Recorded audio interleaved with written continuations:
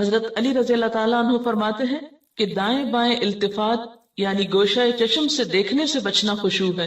یعنی نماز میں کھڑے ہو کر دائیں بائیں نہیں دیکھنا، ادھر ادھر نہیں دیکھنا، اور آنکھوں کے کناروں سے بھی نہیں دیکھنا. جو اس سے بچ جائے گویا وہ خشوع کی حالت میں ہے. حضرت عطا فرماتے ہیں کہ بدن کے کسی حصے سے نہ کھیلنا خشوع ہے. یعنی نماز میں بے وجہ کھجانا یا کپڑے ٹھیک کرنا، ہلنا جلنا، آگے پیچھے ہونا، کبھی ٹانگ اٹھانا، کبھی انگلیاں مروڑنا، کبھی کچھ کرنا، کبھی ایک ٹانگ پہ بوجھ ڈال کے کھڑے ہو جانا، یہ سب چیزیں خشوع کے خلاف ہیں. حضرت ابو ذر رضی اللہ تعالیٰ عنہ سے روایت ہے کہ رسول اللہ صلی اللہ علیہ وسلم نے فرمایا اللہ تعالیٰ نماز کے وقت اپنے بندے کی طرف برابر متوجہ رہتا ہے جب تک وہ دوسری طرف التفات نہ کرے. یعنی بندہ جب رب کی طرف متوجہ رہتا ہے تو رب بھی بندے کی طرف متوجہ رہتا ہے. جب وہ دوسری طرف التفات کرتا ہے یعنی گوشہ چشم سے دیکھتا ہے تو اللہ تعالیٰ اس سے رخ پھیر لیتے ہیں. یعنی آپ کا دھیان اگر اللہ کی طرف رہا تو اللہ کی توجہ بھی آپ کی طرف، جو ہی آپ نے ادھر ادھر منہ کیا توجہ کی، اللہ نے بھی اپنا رخ پھیر لیا. نبی کریم صلی اللہ علیہ وسلم نے حضرت انس کو حکم دیا کہ اپنی نگاہ اس جگہ رکھو جس جگہ سجدہ کرتے ہو، اور یہ کہ نماز میں دائیں بائیں التفات نہ کرو. یعنی نماز کو خشوع کیا ہے؟ نگاہیں سجدے کی جگہ ہوں. اگر آپ اس عمل میں کامیاب ہو جائیں تو یقین مانے آپ کی نماز میں خشوع آ جائے گا. بہت سے لوگ یہ سمجھتے ہیں کہ شاید آنکھیں بند کر کے نماز پڑھنے سے زیادہ خشوع آتا ہے، جو کہ غلط فہمی ہے. ایسا کرنا پسندیدہ بھی نہیں. لگتا بہت آسان ہے کہ کچھ چیز نظر نہ آئے تو ہمارا دھیان زیادہ اللہ کی طرف ہو جائے گا، لیکن آج آپ نماز میں تجربہ کر کے دیکھیں، جو لوگ آنکھیں بند کر کے پڑھتے ہیں وہ آنکھیں کھول کر سجدے کی جگہ دیکھنا شروع کریں. اس میں یہ ہوتا ہے نا کہ جب ہم بچپن سے ایک طریقے پہ نماز پڑھ رہے ہیں، کبھی کسی نے ہمیں ٹوکا نہیں، کیونکہ ہم سب سے زیادہ مائنڈ اس وقت کرتے ہیں جب کوئی ہماری نماز کی اصلاح کرنا چاہے. عام طور پر اگر آپ لوگوں کو کسی بھی چیز سے روکیں تو وہ اتنا نہیں برا مناتے، لیکن اگر نماز کے بارے میں تھوڑی سی بات بھی کر دے تو ہائپر سینسیٹیو ہوتے ہیں، غصہ کرتے ہیں. کیوں کہا؟ اگر مثلا کسی نے اگر دوپٹہ باریک لیا نماز میں تو اسے روکا جائے کہ نہیں یہ ٹھیک نہیں، یا اگر ٹخنے ننگے ہو رہے ہیں اور بتایا گیا، یا یہ کہ نماز کا طریقہ درست نہیں، اگر اس میں کسی نے تھوڑی سی بھی مداخلت کر دی تو ناقابل برداشت. تم ہوتے کون ہو مجھے کچھ کہنے والے؟ اس لیے عموماً لوگ اپنی عزت بچانے کو دوسروں کو چھوڑ دیتے ہیں. ٹھیک ہے جو چاہیں کریں، پھر کیا ہو سکتا ہے جب کسی کو خود پرواہ نہیں، جب کوئی خود اپنی اصلاح نہیں چاہتا تو آپ کیا کر سکتے ہیں کسی کے لیے؟ اور بعض اوقات انڈائریکٹلی بیسیوں بار سمجھانے کے باوجود بھی لوگ اپنا طرز عمل نہیں بدلتے. تو یاد رکھیے کہ جب تک طریقہ درست نہیں ہوگا خشوع نہیں آئے گا. تو خشوع لانے کے لیے نمبر 1 کہ سنت کے مطابق نماز پڑھنے کی کوشش کریں، اور اس میں سجدے کی جگہ پہ دیکھنا شروع کریں. نماز میں حرکت کم کریں. عموماً تو مجھے ٹیلی ویژن دیکھنے کا کبھی نہ موقع ملا ہے نہ موقع ہوتا ہے. تو اس رمضان میں جہاں ہم ٹھہرے ہوئے تھے تو وہاں پر ٹیلی ویژن تھے، تو رات کو حرم کی تراویح آتی تھی، تو مجھے بہت ہوتا تھا کہ اتنا قریب ہے ہم اور وہاں شریک نہیں ہو سکتے. تو میں اہتمام کے ساتھ تھوڑی دیر لگا کے دیکھتی تھی کہ اچھا آج کون سی آیات آ رہی ہیں، آج کیا ہو رہا ہے. تو اس میں نے خصوصی طور پہ غور کیا کہ جو امام ہوتے تھے ایسے لگتا تھا کہ پتھر کے بت ہیں جو ان کو بالکل کوئی حرکت نہیں. اور وہاں سے مجھے اپنی نماز کو چیک کرنے کا احساس ہوا کہ ایک جگہ پر نظر ہے. ہمارا حال کیا تھا، کبھی آنکھیں بند کر لیتے ہیں، اوپر سر کر رہے ہوتے ہیں، کبھی ادھر کر رہے ہوتے ہیں، کبھی نیچے کر لیتے ہیں، کبھی آنکھیں کھول لیتے ہیں، کبھی ادھر ادھر تھوڑا سا دیکھ لیتے ہیں. کیا خاک خشوع آئے گا؟ اگر آپ کسی کو خشوع کے ساتھ نماز پڑھتے دیکھیں تو آپ دیکھیں گے آپ کی نماز میں بھی آئے گی، یا آپ کے پاس اگر کوئی کھڑا ہو تو اس سے بھی آپ کو فائدہ ہوگا. لیکن اگر آپ واقعی چاہتے، کیونکہ اس تدبیر نے مجھے بہت زیادہ فائدہ دیا ہے، آنکھیں بند نہیں کرنی، آنکھیں کھلی رکھنی ہے، لیکن مسلسل سجدے ہی کی جگہ پہ دیکھنا ہے، ادھر ادھر نہیں دیکھنا، اور کم سے کم حرکت، ہلنا نہیں ہے.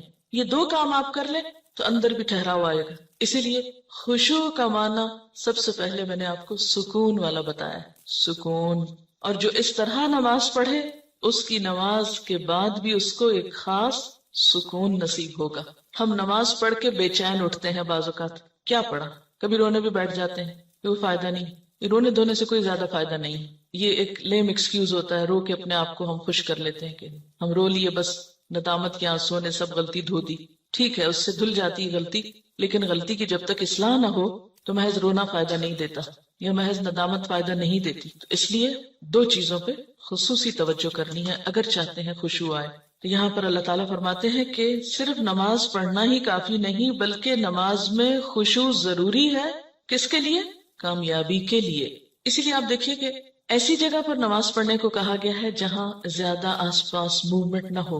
مردوں کے لیے تو بہت ہی اچھا چانس ہوتا ہے کہ مسجد میں چلے جائیں، مسجد میں سبھی نماز پڑھیں، کچھ اور تو وہاں ہو نہیں رہا ہوگا، تو اس میں خشوع پیدا ہونے کا ایک قدرتی ماحول ہوتا ہے. لیکن عورتوں کے لیے کیا پسندیدہ ہے؟ جیسے حدیث میں آتا ہے کہ گھر کے اندر والے حصے میں، یعنی جتنا عام ایکٹیویٹی والے حصے کو چھوڑ کر آپ الگ تھلگ ہو کر نماز پڑھیں اتنا ہی اچھا ہے، کیونکہ اس سے کوئی بیرونی جو انٹرفیرنس ہے یا ڈسٹریکشن کے اسباب ہے وہ نہیں رہیں گے، تو آپ کے لیے آسانی ہو جائے گی. تو جب ہم سکون کے فارمولے پہ عمل کریں گے تو لازمی طور پر پھر ہم نماز میں کچھ اور چیزوں کا بھی خیال رکھیں گے جو عموماً دیکھا گیا ہے کہ لوگ ان کا خیال نہیں رکھتے.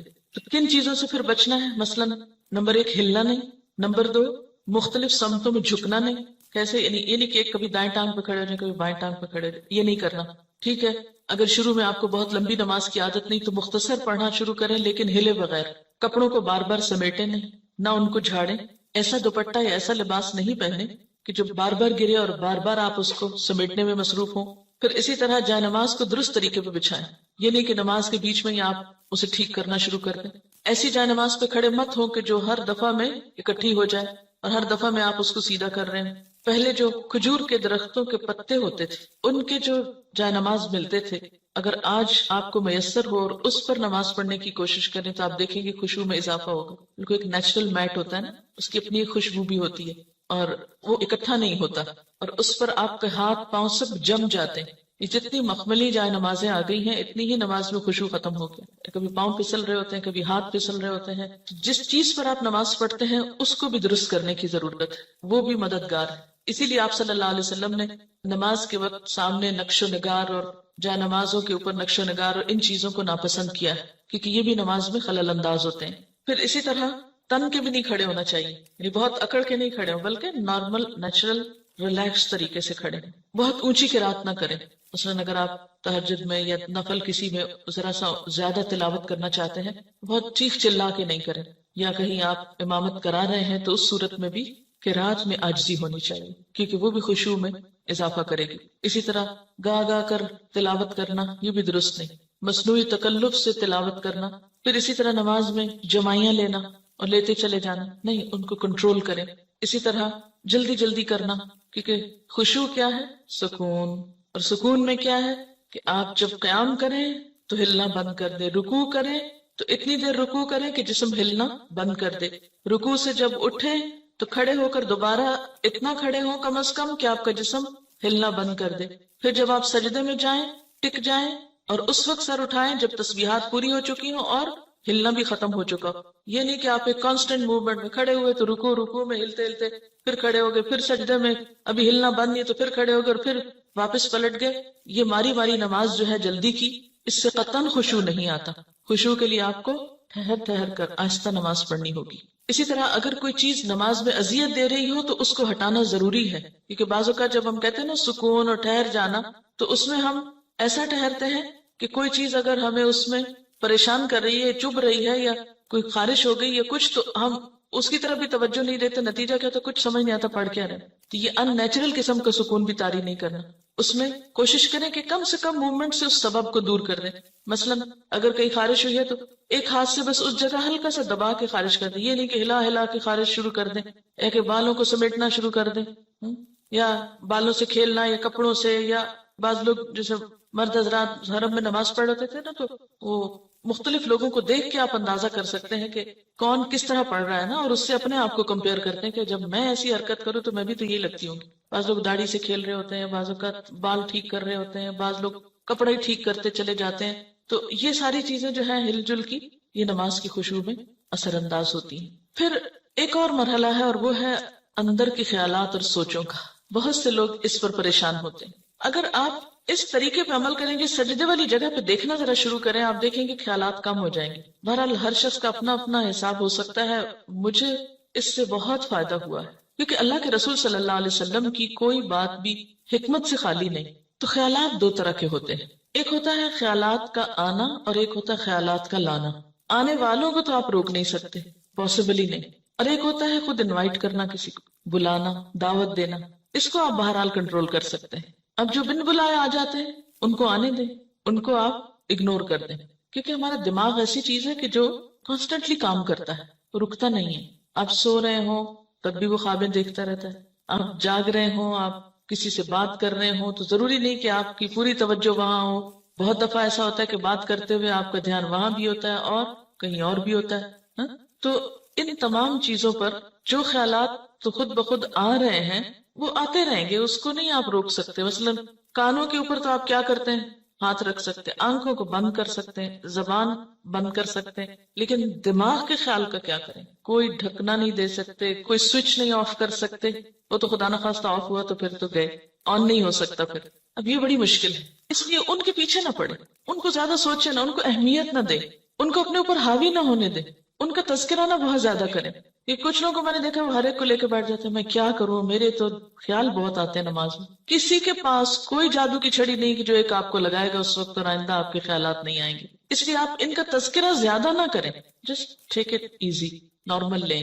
تو ہوتا ہی ہے تو آئیں گے، لیکن یہ نہ کریں کہ کوئی ایک خیال آ گیا ہے تو پھر اس کے آگے اور سوچیں. مثلا اپنے کاموں کی پلاننگ وہاں کھڑے ہو کے شروع کر دیں. اور فرض نمازوں میں ایسا نہیں ہو سکتا، ایسا نہیں کیا جا سکتا. نفل میں اگر ہو جائے، جیسے حضرت عمر رضی اللہ تعالیٰ عنہ جو فوجوں کو ترتیب دینی ہوتی تھی تو نفل نماز شروع کر دیتے تھے. تو نوافل کی حد تک ٹھیک ہے لیکن فرض میں نہیں. پھر آپ دیکھیے کہ اگر آپ بدل بدل کے صورتیں پڑھیں گے، قرآن پاک کا کچھ حصہ ساتھ ساتھ یاد کرتے رہیں گے، تو آپ دیکھیں گے کہ اس سے بھی فرق پڑتا ہے. چینج سے یکسوئی آتی ہے. مثلا ایک جگہ آپ کھڑے ہیں یا ایک جگہ آپ کام کر رہے ہیں تو بعض اوقات آپ کام نہیں کر پاتے اور بار بار آپ کو خیالات تنگ کرتے ہیں. اپنی پڑھائی کے دوران بھی آپ نے دیکھا ہوگا، آپ تھوڑی سی پوزیشن چینج کر لیتے ہیں، جگہ بدل لیتے ہیں، اٹھ کے جا کے پانی پی کے آ جاتے ہیں کچھ، تو اس سے پھر فرق پڑ جاتا ہے. اسی طرح اگر آپ تلاوت یعنی قرآن پاک کا وہ حصہ جو نماز میں پڑھ رہے ہیں، اگر آپ اس کو تبدیل کرتے رہیں تو فائدہ ہوگا.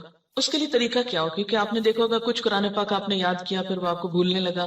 کوئی صورت اگر کچھ دن تک نہیں پڑھی، اگلے دن نماز میں پڑھنے کھڑے ہوئے وہ اٹکنا شروع ہو گیا، آپ نے تنگ آ کے چھوڑ دی.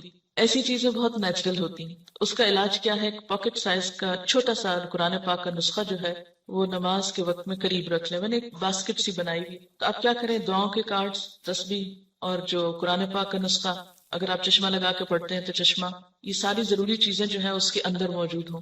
وہ آپ اپنے بیڈ روم میں، اپنے وارڈ روم میں کہیں ایک جگہ پر اس کو رکھ لیں. جو ہی نماز پڑھنے لگے جائے نماز بچھائی اور اٹھا کے وہ ٹوکری پاس رکھ لی. اچھا سنت پڑھ لی آپ نے، اب آپ نے ارادہ کیا کہ میں آج فلاں صورت پڑھوں گی اور آپ کو بھولی ہوئی ہے یا آپ سمجھتے ہیں کہ آپ کو یاد دہانی کی ضرورت ہے. کئی جگہ ہوتے ہیں نا وہ شبے پڑ جاتے ہیں، تو آپ کیا کریں، شروع کرنے سے پہلے 1 سیکنڈ کے لیے ان جگہوں پر دیکھ لیں، اس کو پھر رکھ لیں، پھر آپ نماز پڑھیں. آپ انشاءاللہ وہ صورت بہتر طور پر پڑھ پائیں گے. جب آپ پڑھیں گے تو آپ دیکھیں گے کہ آپ کی واقعی نماز میں خوشی پیدا ہوگی. کیونکہ کچھ عملی تدابیر بھی ہوتی ہیں کہ یکسوئی والی جگہ ہو لیکن ساتھ ایسی چیزیں موجود ہوں.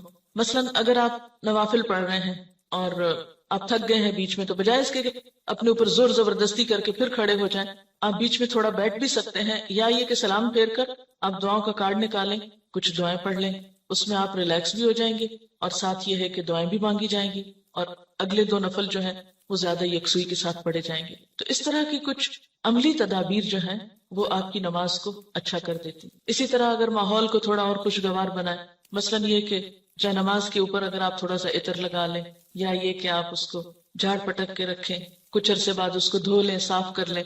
تو یہ جو پاکیزگی اور صفائی کے جو مرحلے ہیں نماز کے ساتھ، لباس کے علاوہ، جسم کے علاوہ جگہ کی صفائی، اس سے بھی نماز میں خشوع آتا ہے. کیونکہ اگر آپ ایسی جگہ پہ نماز پڑھیں جو اسمیلی ہے یا جہاں گھٹن ہے یا جہاں کوئی آکسیجن نہیں ہے، تو اس سے بھی کیا ہوگا کہ آپ کو ایک دم جمائیاں آنے لگیں گی، آپ کو نیند آنے لگے گی، آپ کے اندر ایک بیزاری کی کیفیت ہوگی. تو ہمیشہ جب کوئی مسئلہ پیش آئے تو صرف رونا دھونا نہ کیا کریں. ہم رونا دھونا کر کے، واویلا کر کے یہ سمجھتے ہیں کہ مسئلہ حل ہو جائے گا، جو کہ ہو سکتا ہی نہیں. واویلا کرنا کسی مسئلے کا حل نہیں، اس کو تو اپنی زندگی سے نکال دیں، جو میں نے دیکھا کہ خواتین میں زیادہ ہی ہے اور اس سے ہم مار کھاتے ہیں.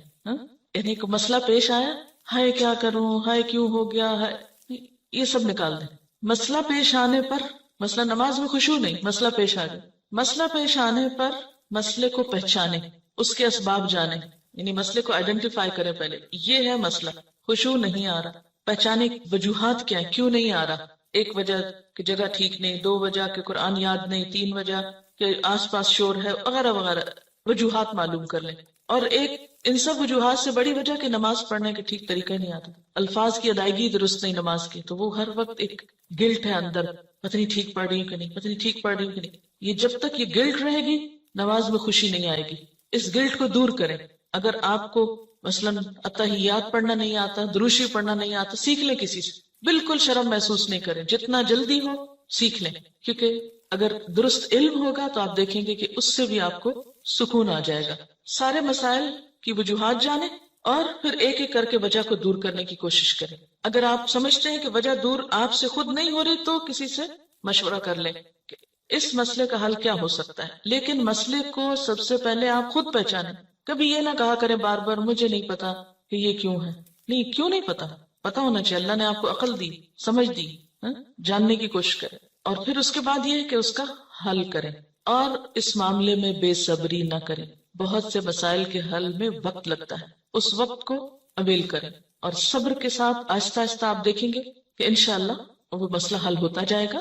اور سب سے بڑی بات یہ کہ پھر اللہ تعالیٰ سے خوب خوب دعا کریں کہ اللہ تعالیٰ تو میری نماز میں خشوع دے دے، مجھے نماز کا شوق دے دے، مجھے نماز کی محبت دے دے، نماز کو میری آنکھوں کی ٹھنڈک بنا دے. اس طرح کی جو بھی دعائیں آپ کے دل میں آئیں، آپ دیکھیے کہ مانگنے کے لیے آپ کے اندر سے بات اٹھنی چاہیے نا. دعا کوئی مصنوعی چیز نہیں ہے کہ کوئی مانگ رہا تو آپ اس کو دیکھ کے آپ بھی شروع کر دیں. اس کی ضرورت آپ کو خود محسوس ہونی چاہیے کہ یہ چاہیے مجھ کو، یہ مانگنا ہے مجھے، اس کے بغیر میرا گزارا نہیں ہو رہا. تو جس طرح دنیا کی چیزوں کے لیے ہم تڑپ تڑپ کے مانگتے ہیں، اسی طرح دین کے لیے بھی، اپنی آخرت کے لیے بھی تڑپ تڑپ کے مانگنا سیکھیں. انشاءاللہ آپ دیکھیں گے کہ اللہ تعالیٰ کی رحمت بہت قریب ہے. پھر ایک اور بات یہ ہے کہ جہاں اٹکاؤ ہو وہاں صدقہ کریں. یعنی جو صدقہ ہے ہر رکاوٹ کو دور کرنے کا ذریعہ ہوتا ہے. اس سے آپ دیکھیں گے کہ گرہیں کھلیں گی. اور صدقے کے لیے بھی ضروری نہیں کہ کوئی بہت بڑی اسپیشل چیز آپ تیار کریں، جمعرات کا انتظار کریں اور پھر اس میں کھانا پکائیں اور پھر اس میں کوئی مخصوص لوگوں کو بلائیں اور کھلائیں یا کوئی اور اس طرح کا مصنوعی کام کریں. اس کے لیے کیا ہے، فوری طور پر کسی کے ساتھ کوئی بھلائی کر لیں. اور کوئی نہیں تو جو سامنے سے آ رہا ہے اس کو دیکھ کے مسکرا لیں. اسی طرح آگے بڑھ کے سلام کریں. ان چھوٹی چھوٹی چیزوں میں دوسروں کی مدد جو ہے یہ سب صدقے کے کام ہے. اور ساتھ یہ ہے کہ پھر اللہ کے راستے میں مال خرچ کرنا، اپنی پسندیدہ چیز دوسرے کو دے دینا، اسی طرح کی چھوٹی چھوٹی چیزیں. تو آپ دیکھیں گے کہ وہ اندر کی گرہیں کھلیں گی نا تو باہر کی خود بخود کھلنے لگیں گی اور آپ ریلیکس ہو جائیں گے. اور اس خشوع کے ساتھ نماز جو ہے کامیابی کا ذریعہ ہے. اگرچہ مکمل کامیابی آخرت میں ہوگی لیکن دنیا میں بھی آپ دیکھیں گے کہ آپ کو ہر مشکل کا حل، جیسے نبی صلی اللہ علیہ وسلم کا طریقہ تھا، کیا تھا کہ جب بھی آپ کو کوئی مشکل معاملہ پیش آتا فوراً نماز پڑھتے. وہ نماز پھر ایک بوجھ نہیں رہے گا. بخاری اور مسلم میں ہے، حضور صلی اللہ علیہ وسلم سے پوچھا گیا کہ سب سے زیادہ محبوب عمل اللہ کے نزدیک کیا ہے؟ آپ نے فرمایا نماز کو وقت پر ادا کرنا. پوچھا گیا پھر؟ فرمایا ماں باپ سے اچھا سلوک کرنا. پوچھا گیا پھر؟ فرمایا اللہ کی راہ میں جہاد کرنا. جہاد کرنا اگرچہ ضروری ہے لیکن وہ بعد میں ہے، پہلے اپنی نمازیں درست کر لیں اور وقت پہ پڑھیں. اور یہ جو وقت پہ پڑھنا ہے نا، اگر اس کی عادت ہو جائے تو آپ دیکھیں گے کہ آپ کے وقت میں برکت ہو جائے گی. ہوتا کیا ہے، نماز کا وقت ہو گیا نا، ہم ٹال رہے ہیں نہ تو جو کام کر رہے ہیں وہ صحیح ہو رہا ہے ٹالنے کی وجہ سے، اور نہ نماز ہماری ٹھیک ہوگی پھر، کیونکہ جو نماز دیر سے پڑھی جائے گی اس میں خشوع ہو ہی نہیں سکتا. اگر آپ فجر کے آخری ٹائم پہ اٹھیں کیسے خشوع آئے گا؟ ٹینشن تو یہی رہے گی کہ سورج نہ نکل آئے یا نکل نہ چکا ہو. کوئی بھی نماز جو تاخیر سے پڑھیں گے، آپ وقت گزار کے پڑھیں گے، وہ خشوع سے خالی ہو جائے گی، خود بخود آٹومیٹیکلی پھیکی ہو جائے گی. اس لیے کوشش کریں، یعنی اگر آپ خشوع لانا چاہتے ہیں تو پہلی کوشش کہاں سے شروع ہو کہ وقت پر اور اول وقت میں. حضرت ابو درداء سے روایت ہے کہ رسول اللہ صلی اللہ علیہ وسلم نے فرمایا سب سے پہلی چیز جو امت سے اٹھ جائے گی یعنی سلب ہو جائے گی وہ خشوع ہے، یہاں تک کہ قوم میں کوئی خاشع نظر نہ آئے گا. بہت سے لوگ نماز پڑھیں گے مگر کوئی خاشع نظر نہ آئے گا. حدیث میں آتا ہے ایک مرتبہ نبی صلی اللہ علیہ وسلم نے ایک شخص کو دیکھا کہ نماز پڑھ رہا ہے، ساتھ ساتھ داڑھی کے بالوں سے کھیلتا جا رہا ہے. اس پر آپ نے فرمایا لو خشع قلبہ خشعت جوارحہ، اگر اس کے دل میں خشوع ہوتا تو اس کے جسم پہ بھی خشوع طاری ہو جاتا. ظاہری خشوع جب آتا ہے جب دل میں خشوع، دل اللہ کے آگے جھکا ہوا. اور اگر دل دنیا کی یادوں میں اور دنیا کے قصوں میں مشغول ہو تو پھر خشوع نہیں آ سکتا. خشوع کا لفظ بولتے ہی آپ کے ذہن میں کیا چیز آتی ہے؟ سکون، عاجزی. ایک لفظ میں ہو تو سکون اور دوسرے میں ساتھ ہی عاجزی بھی. سورۃ الانبیاء میں پیغمبروں کی صفات میں اللہ تعالیٰ فرماتے ہیں وَقَانُوا لَنَا خَاشِعِينَ، یہ سارے پیغمبر ہمارے لیے خشوع کرنے والے تھے. تو اس سے کیا پتہ چلتا ہے کہ خاشع ہونا جو ہے، عاجز ہونا اور اللہ کے سامنے عاجزی اختیار کرنا، یہ پیغمبروں کی صفات میں سے رہا ہے، سورۃ انبیاء کی آیت 90۔ اور اس میں بھی آپ دیکھیے کہ انہم کانوا یسارعون فی الخیرات ویدعوننا رغبا ورہبا وکانوا لنا خاشعین، کہ وہ بھلائیوں میں بہت جلدی کرتے تھے، یسارعون فی الخیرات، اور ویدعوننا رغبا ورہبا، رغبت کے ساتھ اور خوف کے ساتھ ہمیں پکارتے، حالانکہ وہ پیغمبر تھے، پھر بھی محض رغبت نہیں تھی، خوف بھی ساتھ تھا۔ وَكَانُوا لَنَا خَاشِعِينَ، اور وہ ہمارے آگے جھکے ہوئے تھے۔ تو اس سے یہ پتہ چلتا ہے کہ نماز کے اندر خشوع صرف نماز میں ہی جھکنے کا نام نہیں، یا صرف نماز کی حد تک عاجزی اختیار کرنے کا نام نہیں، بلکہ اس کے علاوہ عام روزمرہ زندگی میں بھی یہ اخلاق پیدا ہونا چاہیے، یا عام روزمرہ زندگی میں بھی ہمارے اندر یہ کردار پیدا ہونا چاہیے۔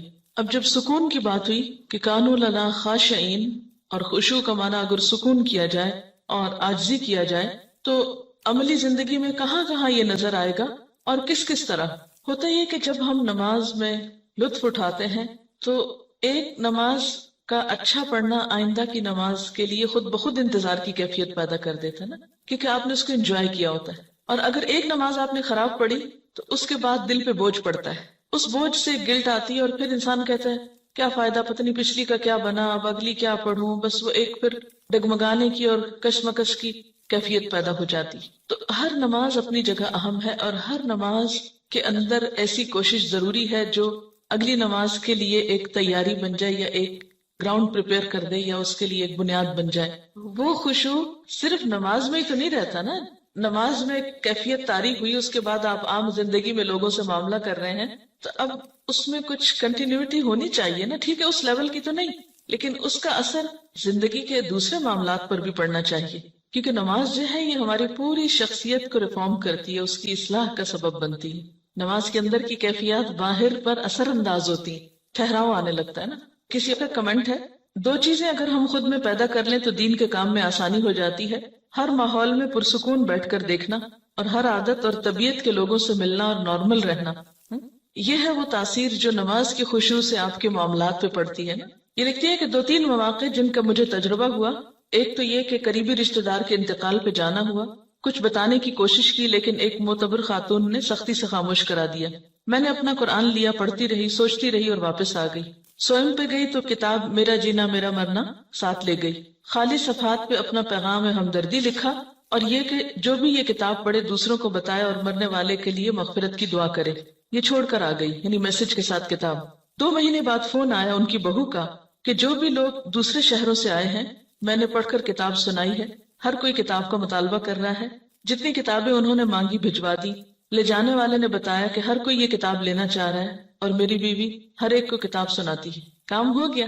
اگر یہ اس معتبر خاتون کی بات نہ مانتی اور اس وقت الجھ پڑتی تو اس صبر کا یہ جو پھل ملا ہے یہ نہ ملتا۔ کہتے ہیں نا صبر کا پھل میٹھا ہوتا ہے۔ اس وقت تو بہت سخت تکلیف سے گزرتا ہے انسان، اور ہم عام طور پر جھلا اٹھتے ہیں کہ نہیں مجھے تبلیغ کا موقع نہیں ملا اور اتنا اچھا موقع چلا گیا۔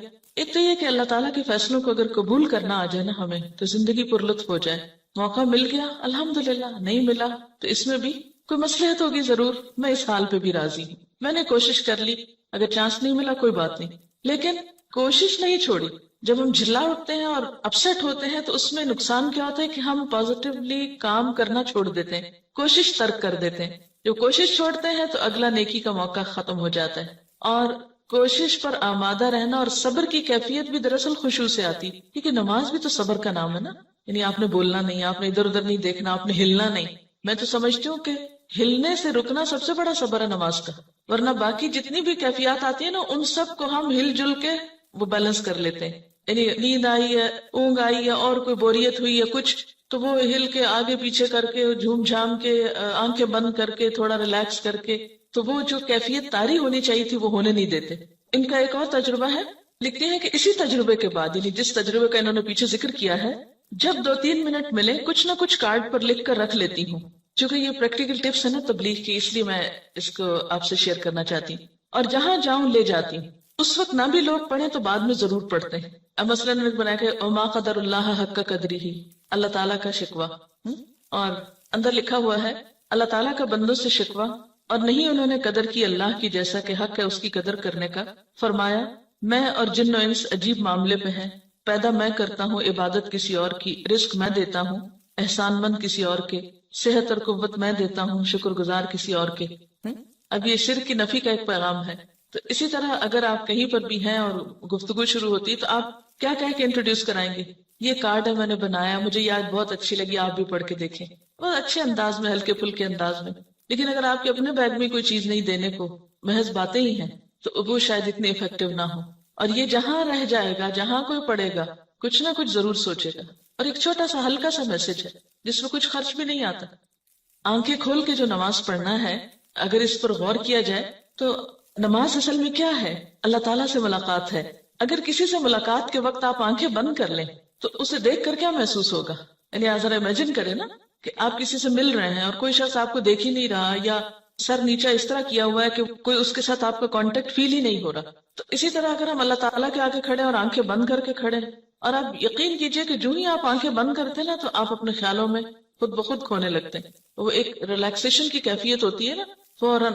حتیٰ کہ میں نے یہ تک تجربہ کیا ہے کہ اگر میں نے سجدے پر نگاہ اگر کانشیسلی نہیں رکھی، ذرا سی نگاہیں پھیری تو یوں لگا جیسے گئے۔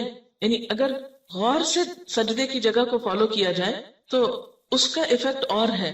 اور اگر ذرا سی بھی نگاہیں جیسے ہوتی ہے نا کہ فوکس نہیں رہتی اور آپ ادھر ادھر ذرا سے ان کو ڈھیلا کر دیتے ہیں تو اس سے بھی ایک دم یوں لگتا ہے شیطان نے اچک کے لے لیا اپنا حصہ، فوراً خیال بھٹکنے لگتا ہے۔ یعنی آنکھیں بند کر کے اگر آپ اپنی پوزیشن پہ بھی غور کریں، ابھی تجربہ کر کے دیکھ لیں تو آپ دیکھیں گے کہ آپ اپنے بارے میں بھی لاسٹ ہو جائیں گے کہ آپ کی پوزیشن کیا ہے۔ تو کسی سے ملاقات کے وقت آنکھیں بند کر لینا یہ ملاقات کے ادب کے خلاف ہے۔ تو اللہ تعالیٰ کے سامنے جب انسان کھڑا ہو تو ایک اچھے حال میں کھڑا ہو۔ انسان کے اندر جب بے سکونی ہوتی ہے تو انسان پھر سکون لغویات میں تلاش کرتا ہے، پھر وہ لغو کی طرف مائل ہوتا ہے۔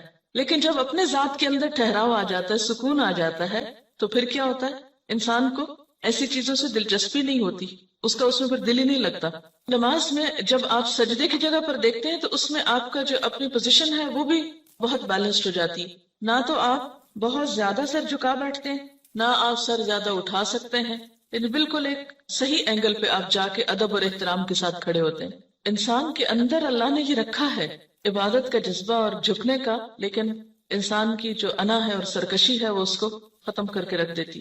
اصل میں نماز میں ایک طرح سے وہ آپ کی ایکسرسائز ہو رہی ہوتی ہے نا، سکون سے کام کرنے کی بھی، کیونکہ موجودہ دور کی جو زندگی ہے اس میں ہر طرف حرکت ہی حرکت ہے، شور ہی شور ہے، ہنگامہ ہے۔ آج کے دور کی زندگی ایک فاسٹ لائف ہے نا، ایک ہنگامہ خیز زندگی۔ اس میں شعوری سکون حاصل کرنے کے یا شعوری سکون کی کیفیت طاری کرنے کے موقع بہت کم آتے ہیں۔ ایک ہوتا ہے نا کہ نیچرلی آپ کو ایک انوائرنمنٹ مل جائے پیسفل، نماز بھی آپ پڑھتے ہیں تو آپ کو محنت لگتی ہے سکون طاری کرنے کی، اپنے اندر ایک خاموشی اور ایک ٹھہراؤ پیدا کرنے کی۔ تو جب نماز کے اندر آپ کنسنٹریشن اختیار کرتے ہیں یا کنسنٹریشن لانے کی پریکٹس کرتے ہیں تو اس سے آپ کی زندگی میں جو دوسرے کام ہیں ان میں بھی آپ کو کنسنٹریٹ کرنے کا بہتر موقع ملتا ہے۔ یعنی ایک کنسنٹریشن ایکسرسائز بھی ہے یہ۔ بہت سے طالب علم کیا یہ سوال نہیں کرتے کہ ہم پڑھتے ہیں لیکن ہمارے خیالات ہی ادھر ادھر بھٹکتے رہتے ہیں؟ اس لیے کہ ہمیں بچپن سے ایسی کوئی ایکسرسائز کرائی ہی نہیں گئی۔ بچوں کو جب ہم نماز شروع کراتے ہیں تو ہم صرف اس پہ ہی خوش ہو جاتے ہیں کہ وہ 2-4 سجدے ڈالنے لگ گئے ہیں، یہ نہیں کوشش کرتے کہ ان کو اس طرح سکھائیں۔ اگر آپ سب اپنے اپنے گھر میں یا آس پاس جو بھی ہو بچوں کو نماز پڑھتا دیکھے، صرف پیار سے تھوڑی سی بات کریں کہ نماز میں آپ نے صرف اس جگہ دیکھنا ہے۔ میرے خیال ہے کہ بچوں کے اندر بھی جو ہائپر ایکٹیویٹی ہے، ہر وقت اچھل کود ہنگامہ، اس کو بھی اس طرح کنٹرول کیا جا سکتا ہے کہ اگر دن میں 5 دفعہ وہ ٹک کے ایک جگہ چاہے چند لمحوں کے لیے ہی وہ دیکھیں ایک خاص مرکز پر۔ آپ کو پتہ کہ ہپنوٹائز کرنے کا طریقہ کیا ہوتا ہے؟ ایک نقطے پہ دکھاتے ہیں نا، ایک نقطے پہ کہتے ہیں کہ دیکھتے جاؤ دیکھتے جاؤ دیکھتے جاؤ۔ یہ جو ہائپر ایکٹیویٹی یا بے چینی کا جو ہے یہ پورے دنیا اس کا شکار ہو رہی ہے، اور پاکستانی قوم کو بھی اگر آپ دیکھیں اوور آل تو ہم ایون کلاس میں اکثر دیکھتی ہوں تو میں کہتی ہوں نا کہ آپ اسٹل ہو جائیں تھوڑے تاکہ آپ پڑھ سکیں۔ تو جاپان میں بچوں کے اوپر وہ کہتے تھے کہ ان کی جو ینگ جنریشن ہے وہ بہت امپلسو ہے اور ایک دم یعنی فوراً ریئیکشن کرتی ہے، تو وہ یہ سوچ رہے تھے کہ وہ ان کو کس طریقے سے سیلف کنٹرول کرنا سکھائیں۔ اور اس میں انہوں نے آف کورس کچھ ریسرچز کر کے کہا تھا کہ اگر یہ صبح میں کوئی ردم والی چیز باواز بلند پڑے اور نیچر کے زیادہ قریب جائیں۔ اور میں یہ سوچ رہی تھی کہ اللہ سبحانہ تعالیٰ کتنی خوبصورتی سے ایک سیلف کنٹرولنگ کا کتنا خوبصورت ایک اکوپمنٹ دے رہے ہیں، ایک اسٹریٹجی دے رہے ہیں کہ بس یہ اگر کریں، اور تلاوت ہے اور پھر فوکس ہے ایک فوکل پوائنٹ پہ، اور اگر اس طریقے سے بچوں کی تربیت کی جائے تو نو ونڈر کہ انشاءاللہ اگلی جنریشن جو ہے وہ تو کم از کم سکون والی ہے، اور جو امپلسو بیہیویئرز ہیں وہ نہ ہو پائیں۔ خشوع کا اثر ہمارے باہمی قریبی تعلقات پر بھی پڑنا چاہیے۔ قریبی رشتہ داروں، دوستوں، ملنے جلنے والوں سے معاملہ کرتے وقت ہمارے اندر عاجزی، انکساری، سکون اور خشوع کا مظاہرہ ہونا چاہیے۔ جب انسان قرآن پڑھنے لگتا ہے یا دین کی طرف آتا ہے تو لازمی طور پر دل میں ایک ہلچل پیدا ہوتی، جیسے پانی کے اندر آپ ایک پتھر پھینکتے ہیں تو اس سے ایک شور اٹھتا ہے، پھر آہستہ آہستہ وہ پتھر نیچے اترتا ہے، تہہ میں جا کے بیٹھتا ہے، پھر وہ جم جاتا ہے وہاں، پھر اس پر کائی آنے لگتی ہے، پھر اگر کوئی اس پہ پاؤں رکھے وہ تو پھسل سکتا ہے لیکن وہ اپنی جگہ سے نہیں ہلتا۔ تو بالکل اسی طرح ہمارے اندر بھی ایک ایسا سکون اور ایک ایسی کیفیت آنی چاہیے کہ ہم کسی کی بات کے جواب میں کسی کے ساتھ معاملہ کرتے وقت ایسا نیگیٹو ری ایکشن شو نہ کریں کہ دین کی ایک بدترین مثال پیش کریں۔ ایمان کے لطف اور حلاوت محسوس ہوتی ہے نا ان آیات کو پڑھ کر، یعنی اس خشوع کا اثر زندگی پر پڑنا چاہیے نا۔ نماز میں کیا ہوتا ہے؟ دل میں اللہ کی یاد ہے، زبان پہ اللہ کا ذکر ہے اور ایک ٹھہراؤ ہے۔ تو بالکل اسی طرح نماز کے بعد بھی جب ہم زندگی کے عام معاملات اختیار کرتے ہیں تو اس میں بھی ہمارے دل میں اللہ کی یاد ہونی چاہیے، خاموش لمحات میں اس کا ذکر ہونا چاہیے، اور اس کے علاوہ ہمارے پوری شخصیت کے اوپر ایک ٹھہراؤ نظر آنا چاہیے۔ یعنی یہ سکون ہمارے چہروں پر، ہماری چال میں، ہمارے معاملات میں، ہماری ہر چیز میں محسوس ہونا چاہیے، تب ہم اسلام کے صحیح نمائندے ہوں گے۔ پیس یعنی ایک اپنے آپ کو ٹیسٹ کرنے کا مقام بھی ہے یہاں پر۔ افلاح اور فلاح میں کامیابی دنیا اور آخرت دونوں کی ہے۔ تو دنیاوی اعتبار سے کامیابی کا مطلب یہ نہیں ہے کہ ہم دنیاوی اعتبار سے کسی بہت بڑے سٹیٹس کے حامل ہو جائیں۔ اصل کامیاب انسان وہ ہے کہ جس کے اپنے اندر سکون اور جس کی زندگی میں ایک خاص قسم کا وقار ہے، وہ کہیں پر بھی ہے، من پسند حالات میں ہے یا ناپسندیدہ حالات میں ہے، لیکن وہ ٹھہرا ہوا ہے۔ طوفان آ رہا ہے، آندھی آ رہی، کچھ آ رہا ہے، وہ ٹھہرا ہوا ہے، وہ پرسکون ہے، اس میں ایک جماؤ ہے۔ یہ ہے دراصل کامیابی۔ یعنی آخرت کی کامیابی تو کل پتہ چلے گی، لیکن آج اپنے آپ کو ٹیسٹ کر کے دیکھیں کہ کیا یہ کیفیت پیدا ہو رہی ہے۔ اس میں پھر آپ دیکھیں گے اس کا اثر آپ کی گفتگو پر بھی پڑے گا، آپ کے معاملات پہ پڑے گا، لین دین پہ پڑے گا، حتیٰ کہ لسننگ کی ہیبٹ جو ہے اس پر بھی پڑے گا کہ ہم سکون سے سنیں گے۔ ورنہ کیا ہوتا ہے، آدھی بات سنتے ہیں اور آدھی بات سننے سے پہلے ہی جواب بھی شروع کر دیتے ہیں، اور یہاں سے معاملات میں گڑبڑ اور جھگڑے شروع ہو جاتے ہیں، اور سنانے والے کو چپ کرانا پڑتا ہے کہ ایک دفعہ سنو۔ تو اس سے پتہ چلتا ہے نا کہ ایک شخصیت میں گہرائی پیدا ہوتی، شیلونس ختم ہوتی۔ جو گہرا برتن ہوتا ہے تو اس میں اگر پانی ہو تو جتنا بھی آپ اس کو ہلائیں چھلکائیں، جتنے بھی اس کو جھٹکے لگائیں، کیا ہوتا ہے؟ باہر نہیں آتا، وہ اندر ہی اچھل کے اندر ہی بیٹھ جاتا ہے۔ لیکن جب شیلو برتن ہوتا ہے، کم گہرا ہوتا ہے، تو تھوڑا سا پانی بھی اس کے اندر نہیں ٹک کے رہتا، فوراً باہر چھینٹے آتے ہیں۔ خشوع کے ساتھ پھر روب بھی آتا ہے۔ حضرت عیسیٰ علیہ السلام کے بارے میں آتا ہے نا کہ وجیہن فی الدنیا والآخرہ، تو پھر وہ ایک وجیح شخصیت جو ہے وہ جنم لیتی ہے۔ اب آپ دیکھیں کہ اتنی ساری صفات ہیں، سب سے پہلے خشوع کا ذکر کیوں آیا ہے؟ کیونکہ اگر یہ پیدا ہو گیا تو باقی چیزیں خود بخود پیدا ہوتی جائیں گی۔ نماز میں اگر وہ خاشع ہیں تو عملی زندگی میں جتنی بھی ٹیمپٹیشنز ہیں، جتنی بھی ڈسٹریکٹ کرنے والی چیزیں ہیں، ان سے وہ بچنے کی صلاحیت ان کے اندر پیدا ہو گئی۔ اسی لیے لغو سے بھی اعراض کر رہے ہیں، کیونکہ اگر نماز میں خشوع نہیں تو لغو سے بچا نہیں جا سکتا۔ پھر جب لغو سے بیزاری ہوتی ہے تو کچھ کرنا تو ہے، اس لیے ہم للزکاۃ فاعلون، تزکیہ کے کاموں کی طرف ان کی سرگرمیاں بڑھ جاتی ہیں، اچھائی اور بھلائی اور خیر کے کاموں میں سرگرم ہو جاتے ہیں۔ پھر ان کی خاص ذاتی زندگی میں بھی بہت طہارت اور پاکیزگی ہے، پاک دامنی ہے، حیا ہے، باوجود اس کے کہ معاشرے کے اندر حرام طریقے موجود ہیں سیٹسفیکشن کے، لیکن وہ ان سب سے اجتناب برتتے ہیں، اور جس چیز کو اللہ نے ان کے لیے جائز اور حلال قرار دیا وہ اسی سے جم کے رہتے ہیں، کیونکہ صبر ہے نا۔ جس شخص کے اندر خشوع نہ ہو، صبر نہ ہو، وہ صرف حلال تک پھر رہ ہی نہیں سکتا، اس کی نگاہ بھی خیانت کرے گی، اس کا دل بھی خیانت کرے گا۔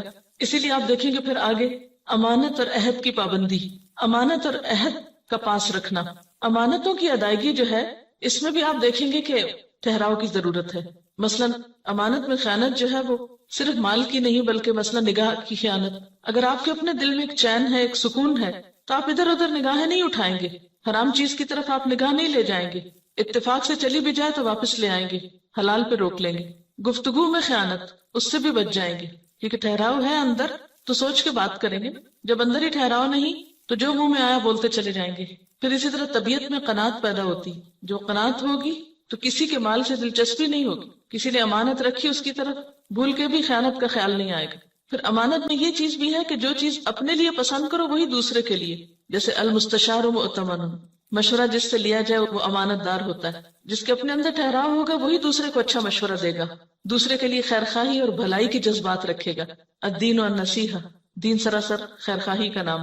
اور اگر آپ کے اپنے اندر وہ سکون نہیں، وہ سوچنے سمجھنے کی صلاحیت نہیں، تو دوسروں کے معاملے میں آپ کے فیصلے بے صبری پر مبنی ہوں گے، جس کی وجہ سے آپ بار بار خیانت کا مرتکب ہو سکتے ہیں. پھر اسی طرح اپنی ڈیوٹیز کو پورا کرنا، یہ بھی ایک ٹھہراؤ والا شخص ہی کر سکتا ہے، ورنہ اپنی ذمہ داریوں کے اندر بھی خیرخواہی نہیں ہو سکتی. عہد کی پابندی بھی وہی کر سکتا ہے جس کے اندر ایک ٹھہراؤ ہو، جو رک کے سوچ سکے. عام طور پر عہد کی پابندی کیوں نہیں ہو پاتی؟ کیونکہ ہم بھولتے رہتے ہیں ہر وقت. یہ بہت زیادہ بھولنے کے سلسلے بھی ٹھیک ہے، حافظے کی خرابی ایک الگ چیز ہے، ایج فیکٹر الگ چیز ہے، بیماری الگ چیز ہے، لیکن ایک عام نارمل انسان ہر عہد کر کے کیوں بھول جائے؟ اس لیے کہ وہ فوکسڈ نہیں ہے، وہ اپنے کاموں میں اپنی زندگی میں آرگنائزڈ نہیں ہے. اور پھر اینڈ دوبارہ اسی پر کہ والذین هم علی صلواتہم یحافظون، پیچھے صلاتہم آیا، یہاں صلوات جمع کا صیغہ ہے، ساری نمازوں کی حفاظت کرتے ہیں. یعنی صرف خشوع پر ہی فوکس نہیں، بلکہ نماز سے متعلق جتنی بھی چیزیں ہیں ان سب کے بارے میں کانشیس ہوتے ہیں. جیسے کہ آپ سب کو معلوم ہے کہ مارکیٹ میں جو ہے نا وہ سکسیس لٹریچر بہت زیادہ اویلیبل ہے کہ کیسے بہت زیادہ سکسیسفل بنے، اور ویسٹ میں بہت زیادہ اس پر کام ہوا ہے کیونکہ وہ لوگ کامیاب ہونا چاہتے تھے. ہم لوگ تو چونکہ احساس ہی نہیں ہے اس لیے ہم کامیاب بھی نہیں ہونا چاہتے تھے. انہوں نے بہت ریسرچ وغیرہ کی ہے، تو میں نے اتفاق سے کچھ ایک آدھ کتاب پڑھی ہے اس سے متعلق. تو اس میں یہ ہے کہ سائیکالوجسٹ کی ریسرچز اور بہت سارا انہوں نے سالوں سال ریسرچ کر کے بہت ساری ڈفرینٹ چیزیں انہوں نے، کسی نے کہا 7 لائز of success, 7 keys of success, 7 habits of highly effective people, this and that. لیکن اور اس کے اندر وہ کہتے تھے کہ آپ کو ایموشنلی، آپ کو مینٹلی اتنا اسٹرانگ ہونا چاہیے کہ آپ کو دنیا کوئی کچھ بھی کہے تو آپ اندر سے اتنے سیکیور ہوں کہ کوئی آپ کو ہلا نہ سکے، بلکہ آپ اپنے مقاصد پہ فوکس کریں. اور ایک جو سائیکالوجسٹ جو یہودی تھا وکٹر فرینکل، اس نے بھی یہ کہا تھا کہ آپ کے کوئی بھی کام جو آپ کو اسٹیمیولس ہوتا ہے اور آپ کے رسپانس سے پہلے آپ رکنا آپ کو ضروری ہے، اور یہ اللہ سبحانہ تعالیٰ نے انسان کے اندر رکھا ہے. لیکن میں ہمیشہ یہ سوچتی تھی کیسے ہوگا، جیسے وہ کہتے تھے کہ اپنی ذات پر آپ کو فوکس کرنا ہے اور دوسروں کو نہیں دیکھنا ہے اپنی. تو اب یہ کیسے، یہ کام کیسے ہو؟ ہمیشہ وہ ایک کوشچن مارک رہ جاتا تھا کہ ٹھیک ہے انہوں نے بتائی ہوئی ٹپس، لیکن وہ اس چیز کا ویکیوم پورا نہیں کرتی تھی مجھے کبھی بھی، کہ مجھے اس کا ایک طرح سے وہ کی پوائنٹ مل گیا نا، لائک دس واز دا کی which was missing. کہ اچھا اگر سکسیس شروع کرنی ہے تو اس کا پہلا اسٹیپ تو یہی ہوگا کہ while you are saying your prayers you should focus on Allah subhanahu wa ta'ala ذات and whatever you are doing. اور لائک جیسے فزیکلی اگر ہم کر رہے ہیں تو ایک سجدے کی جگہ کو ہم فوکس کر رہے ہیں. اس فوکس کرنے سے اب اگر آپ دیکھیں کہ وہ جو سٹلنس ہے، میں نے کتاب پڑھی تھی اس میں تھا کہ آپ کی فزیکل اسٹیٹ جو ہے وہ آپ کی مینٹل اسٹیٹ کو جنم دیتی ہے.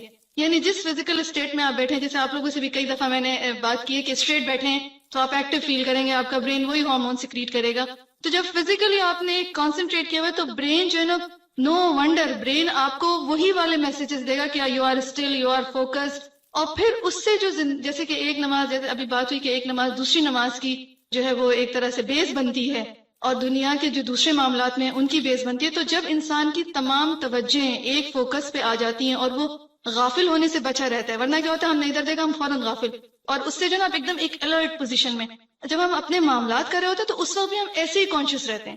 کانشیس کا وہ لیول ڈیولپ ہوتا چلا جاتا ہے، اور پھر انسان پھر اپنے ہر چیز میں، جیسے بھی بات ہوئی ایک ایک چیز میں، تو مجھے لگ رہا ہے دیٹ از دا بیس کہ خشوع کا ڈیولپ ہونا جو ہے نا وہ ہمیں اس کو ایک کانشیس لیول پہ جو ہے نا اپنے آپ کو چیک کرنا ہے کہ خشوع کا لیول کیسے ڈیولپ ہو، اور اس کو کوشش اس کی 5 نمازوں میں یہ کانسٹنٹلی کام ہو رہا ہے. تو اللہ سبحانہ تعالیٰ ہمیں دیکھیں کس لیول تک پہنچانا چاہتے ہیں. تو میرے خیال میں ان آیات کی جو ہے وہ دیٹ از خشوع. تو میں سمجھتی تھی کہ نماز نماز اٹس این عبادت، بٹ اللہ سبحانہ تعالیٰ کا کتنا کرم ہے کہ اس نے یہ عبادات ہمیں ایک بہت بیسٹ انسان بننے کے لیے اسٹیپس فراہم کیے ہیں کہ اس پہ چڑھ جاؤ گے تو یہ چیز ہوگا، اس پہ چڑھ جاؤ گے تو یہ چیز ہوگا. اب دیکھیں آپ کو فیل ہوگا انشاءاللہ کہ جب آپ کو یہ کانسنٹریشن ڈیولپ ہوگا تو یہ جو ہماری نظریں قرآن پڑھتے پڑھتے ادھر کوئی گیا تو ہم نے ادھر دیکھا، تو وہ آپ کا بہت امپروو ہوگا. اور بچوں کے لیے تو کانسنٹریشن کو ڈیولپ کرنے کے لیے، مطلب ایک بچے کے لیے جب ٹیچر لکھ دیتی ہے لیک آف کانسنٹریشن تو اس کے لیے بہت بڑا مائنس پوائنٹ ہوتا ہے، اور پھر سجیشنز دینی پڑتی ہیں کہ جی اس کا کانسنٹریشن ڈیولپ کرنے کے لیے آپ یہ کریں، یہ اسٹریٹجی کریں، یہ کریں. لیکن اگر کانسنٹریشن ڈیولپ بچپن سے ہی ہو رہا ہو، اور اگر ایڈلٹ ہو کے بھی اگر ہم اس کو کر رہے ہو تو انشاءاللہ تعالی باقی چیزیں کرنا بہت آسان اور انٹر لنکڈ ہو جائیں گی. جیسے زندگی میں بھی مقصد ہے، اور مقصد پر نظر رکھنا اور گول کو سامنے رکھنا، جیسے نشانہ جس کو بولتے ہیں نا، ٹارگٹ، تو وہ بھی آپ کا صحیح جب لگتا ہے جب آپ فوکسڈ ہوتے ہیں نا. تو یوں محسوس ہوتا ہے کہ نماز کا یہ خشوع ہمیں زندگی میں بامقصد ہونے میں بھی مددگار ہوتا ہے، کہ ہم جس مقصد کے لیے جی رہے ہیں وہ کسی وقت بھی نظروں سے اوجھل نہ ہو. میں سوچتی تھی کبھی کہ کیوں 5 نمازیں فرض ہیں، یعنی جتنی شدت نماز کے معاملے میں برتی گئی ہے دین میں، اتنی کسی اور چیز کے بارے میں نہیں. اس سے پتہ چلتا ہے کہ اگر نماز گئی تو دین کا ستون گرا، دین گیا. وہ دین جو آپ کی حفاظت کے لیے ہے، آپ کو پروٹیکٹ کرنے کے لیے ہے، اس کا سرا آپ کے ہاتھ سے چھوٹا. اسی لیے کہا گیا نا کہ جو نماز جان بوجھ کے چھوڑ دے گویا اس نے کفر کیا. تو دنیا کا بھی خسارہ ہو گیا، آخرت کا بھی ہو گیا. یعنی مجموعی طور پر یہ ساری کیفیت ایک نفس مطمئنہ کو جنم دیتی، کیونکہ نماز گناہوں کی بخشش کا ذریعہ بھی ہے نا. بعض اوقات آپ بھول چوک کے غلطی کر جاتے ہیں، کہ انسان ہونے کے ناطے آپ سے بھول چوک ہو جاتی، اس کا بھی ضمیر پہ ایک بوجھ پڑتا ہے. پھر آپ نماز میں آ جاتے ہیں، پھر روتے دھوتے ہیں، پھر معافی مانگتے ہیں، پھر مدد مانگتے ہیں. وَاسْتَعِینُوا بِالصَّبْرِ وَالصَّلَاةِ، اللہ سے مدد مانگتے ہیں. جب وہ مدد آتی ہے تو پھر آپ دوبارہ اپنی اس اصل پوزیشن پہ آ جاتے ہیں. اور اس طرح زندگی میں وہ ایک کھینچا تانی کا جو امتحان ہے، کبھی ادھر کبھی ادھر، اس کو سنبھالتے سنبھالتے آپ دنیا سے رخصت ہوتے ہیں نفس مطمئنہ کی حالت میں. کہتے ہیں نا کہ ہر روز اپنا جائزہ لینا چاہیے. وہ جائزہ ہر روز صرف ایک دفعہ نہیں، دن میں کئی دفعہ لیا کرے کہ میرے دل کا حال کیا ہے. تکلیف آنے پر، خوشی ملنے پر، ہر حال میں پرکھتے رہا کریں دل کا حال کیا ہے. اب ذرا سا دوسری طرف سے بات کر لیتے ہیں. ایک طرف جہاد ہے اور دوسری طرف خشوع ہے. یہ دونوں ایک دوسرے کے اپوزٹ نہیں ہیں. خشوع کا یہ مطلب نہیں کہ آپ سست پڑ جائیں. خشوع ایکٹیو ہوں گے تو آپ کو خشوع نصیب ہوگا. کیا نماز میں ایک جگہ پر کنسنٹریٹ کرنا اور ہلنے سے پرہیز کرنا، کیا بذات خود یہ ایک جہاد نہیں؟ جہاد ہے. پھر جہاد کا معنی کیا ہے؟ Constant struggle, utmost struggle. تو آپ کی کوششوں میں کنسسٹنسی، آپ کی کوششوں میں استقامت، استقرار کب آ سکتا ہے؟ جب آپ فوکسڈ ہوتے ہیں. اگر آپ کو ذہنی منتشر ہے، آپ کو کسی پل چین ہی نہیں، تو بڑے سے بڑا جہاد کریں، آپ کیا کریں گے؟ کچھ بھی نہیں کر پائیں گے. حدیث میں کیا آتا ہے کہ سب سے پہلے جس چیز کو لوگ ضائع کریں گے، یا جو چیز میری امت میں ضائع ہوگی، وہ نماز ہے. یوں لگتا ہے نا کہ اصل چیز کی اسٹرنگ کٹ گئی تو ہر چیز بے ربط ہو گئی، بے موقع ہو گئی. جب نماز نہ رہی، نمازوں کو ضائع کیا گیا یا ان کی حفاظت نہیں کی گئی یا ان کے اندر خشوع نہیں رہا، تو نتیجہ کیا ہوا؟ یعنی افراد اور امت اپنے مقصد سے ہٹ گئے، انفوکسڈ ہو گئے. وہ چیز جو ان کی زندگی میں روح پیدا کرنے والی تھی، جس کی وجہ سے وہ جہاد یا کوشش کی روح زندہ تھی، ختم ہو گئی. کسی نے پھر قبلہ دولت کو بنا لیا، کسی نے ملک فتح کرنے کو، کسی نے کوئی اور جنگ لڑنے کو. تو جب اللہ کی یاد ہی نہ رہی، باقی وہی سامنے نہ رہا، تو پھر تو قبلے مختلف ہو گئے. پھر اختلافات اور جھگڑے اور فساد اور انا پرستی اور بہت سی چیزوں نے جنم لیا. جیسے جہاد کا بھی پہلا سٹیپ یا پہلا درجہ اپنی ذات ہے، اور اپنی ذات کا جہاد کیا ہے؟ نفس امارہ کو کنٹرول کرنا. نماز بہترین طریقہ ہے نفس امارہ کو کنٹرول کرنے کا، اگر صحیح طریقے پہ پڑھی جا رہی. نفس امارہ کی خواہشات میں کیا کچھ آتا ہے، ان سب چیزوں سے پرہیز ضروری ہے نماز کے اندر. تو وہ ایک مسلسل ٹریننگ ہے آپ کی. دیکھیں کہ ایک مومن کی ٹرو پکچر سامنے آتی ہے. اس کے اندر تو خشوع ہے لیکن باہر ایکٹیو ہے. باہر وہ مجاہد نظر آتا ہے اور اندر سے ٹھہرا ہوا ہے. اندر سے آپ گڑے ہوئے ہوں گے، ٹھہرے ہوئے ہوں گے، تو ہی باہر آپ کام کر سکیں گے. اگر اندر بھی ہل جل ہے تو باہر سستی آ جائے گی. یہ اندر کا سکون اور باہر کی ایکٹیویٹی ایک بیلنس قائم کرتی ہے شخصیت میں. اگر اپوزٹ ہو جائے تو نقصان، اور اگر دونوں میں سکون آ جائے تو نقصان. یعنی ایک پرفیکٹ پرسنالٹی کیا ہے؟ اندر سکون ہے، باہر کام ہے، باہر ایکشن ہے. اگر باہر سکون آ جائے اور اندر بے چینی ہو، جو عام طور پہ ڈپریشن میں ہوتا ہے کہ اندر آپ کھول رہے ہیں اور باہر سے بیکار بیٹھے ہیں، یا گولیاں کھا کے سوئے ہوئے ہیں، یا نم ہے، تو وہ تو زندگی نہیں. یا اگر دونوں ہی ایکٹیو ہیں، اندر بھی ہلچل ہے، باہر بھی ہلچل ہے، تو بھی آپ ایک متوازن پرسنالٹی نہیں ہے. تو ساری آپشنز کو آپ دیکھیے. تو بہترین آپشن کیا ہے؟ اندر خشوع اور باہر کام. کسی نے لکھ کے بھیجا ہے سورۃ المؤمنون میں خاشعین کی ایک ٹپ میں آپ نے بتایا تھا کہ سجدے والی جگہ پر کنسنٹریٹ کرنا تھا. یہ سن کر میں نے اپنی زندگی اور نماز میں اس کو اپلائی کیا اور بہت فائدہ ہوا. یہی بات ایک دفعہ میں نے ایک میگ میں پڑھی تھی کہ زمین کو یا ایک ہی جگہ پر کنٹینیوسلی دیکھنے سے، اسپیشلی زمین کو دیکھنے سے، ہمارے خیالات اس میں ایبزارب ہوتے ہیں، کیونکہ کھلی آنکھوں سے آنے والے خیالات ذہن میں ریز کی شکل میں ایبزارب ہوتے ہیں، اور بند آنکھوں میں وہی خیالات امیجنیشن کی شکل اختیار کر لیتے ہیں. تو آنکھیں کھلی رکھنا بے حد ضروری ہے. یعنی بعض لوگ کہتے ہیں نا کہ آنکھیں بند کر کے زیادہ ہمیں خشوع ہوتا ہے، وہ امیجنیشن میں انسان چلا جاتا ہے، اور کھلی آنکھوں سے جب آپ کنسنٹریٹ کرتے ہیں تو اس میں خشوع زیادہ پیدا ہو سکتا ہے. حقائق سے آنکھیں بند تو نہیں کر سکتے نا آپ، حقائق کو کھلی آنکھوں سے سامنے رکھتے ہوئے آپ فوکس کریں خود کو. یہ کسی نے سوال لکھا ہے کہ does it mean we don't feel fear or are apprehensive for any or in any situation? یعنی اس کا مطلب یہ ہے کہ اگر ہم خشوع اختیار کریں تو کبھی زندگی میں ہمیں کوئی ہمارے اوپر بے چینی یا کوئی ایسی کیفیت آ ہی نہیں سکتی، یا ہمیں کوئی خوف محسوس نہیں کرنا چاہیے. نہیں، وہ ایک قدرتی بات ہے. کوئی بھی آپ ناپسندیدہ چیز سنیں گے، کوئی بھی آپ خوف دلانے والی، بے چین کرنے والی خبر سنیں گے تو کیفیت تو آئے گی. کہ اس کا علاج کیا ہے، کیا بتایا گیا؟ یعنی یہ نہیں کہا کہ یہ کیفیات آئیں گی نہیں، کہ یو ڈونٹ فیل فیئر، خوف ہوگا، آپ کے تفکرات ہوں گے، آپ کی وریز ہوں گی، لیکن جو ہی کچھ ایسی کیفیت آنے لگے اور ابھی فرض نماز کا وقت دور ہو تو ان بٹوین کیا کرو؟ پھر مصلی پہ آ جاؤ، پھر فوکس ہو جاؤ، پھر اس سے مانگو، ٹھہراؤ آنے لگے گا. نبی صلی اللہ علیہ وسلم کا طریقہ کیا تھا کہ جب کوئی پریشانی کی بات آتی فوراً نماز کی طرف رجوع کرتے، اور پھر نماز کا اگر انسان حق ادا کرے تو خود بخود وہ چیزیں جو ہیں دوبارہ آپ کو اصل پر لے آئیں گی. اور اس میں ایک چیز یہ بھی ہے نا کہ خوف کی جو کیفیت ہے یا کسی بھی فکر اور پریشانی کی، وہ باہر سے زیادہ آپ کے اپنے اندر جس لیول کا وزن آپ اس کا محسوس کرتے ہیں وہ زیادہ امپورٹنٹ ہے. تو نماز آپ کے اندر ایسی اسٹرینتھ لے آتی ہے کہ وہ چیز ہوتی تو ہے لیکن اس کا پریشر یا اس کا جو وزن ہے آپ اپنے اوپر کم محسوس کرتے ہیں، یا اس سے اچھی طرح آپ ڈیل کر سکتے ہیں، یا اچھی طرح اس کو فیس کر سکتے ہیں، یا اس سے نبٹ سکتے ہیں. پھر وہ آپ کے اوپر حاوی نہیں رہتی. کسی نے لکھا کہ بہت سے لوگ اندھیرے میں نماز پڑھتے ہیں کہ خشوع زیادہ ہوتا ہے. بالکل اندھیرے میں نماز پڑھنا بھی منع ہے، پتہ آپ کو؟ بالکل اندھیرے میں نماز نہیں پڑھی جا سکتی. اچھا دیکھیے کہ خشوع پیدا کرنے کے کچھ تو آرٹیفیشل طریقے ہیں، خود ساختہ، جو درست نہیں ہے. وہ وقتی طور پر تو ہو سکتا ہے آپ کو بہت خوشنما یا بھلے معلوم ہو، اور کچھ وہ طریقے ہیں جو سنت سے ثابت ہیں. اور آپ دیکھیے کہ احسان کی کیفیت بھی جبھی آ سکتی ہے کہ ان تعبد اللہ کأنک تراہ، کہ تم اللہ کی عبادت ایسے کرو گویا تم اس کو دیکھ رہے ہو. آنکھیں بند کر کے تو نہیں دیکھ رہے ہو نا. فإن لم تکن تراہ فإنہ یراک. تو آخری بات یہ ہے کہ ظاہری خشوع جب آتا ہے جب دل میں خشوع، دل اللہ کے آگے جھکا ہوا. اور اگر دل دنیا کی یادوں میں اور دنیا کے قصوں میں مشغول ہو تو پھر خشوع نہیں آ سکتا.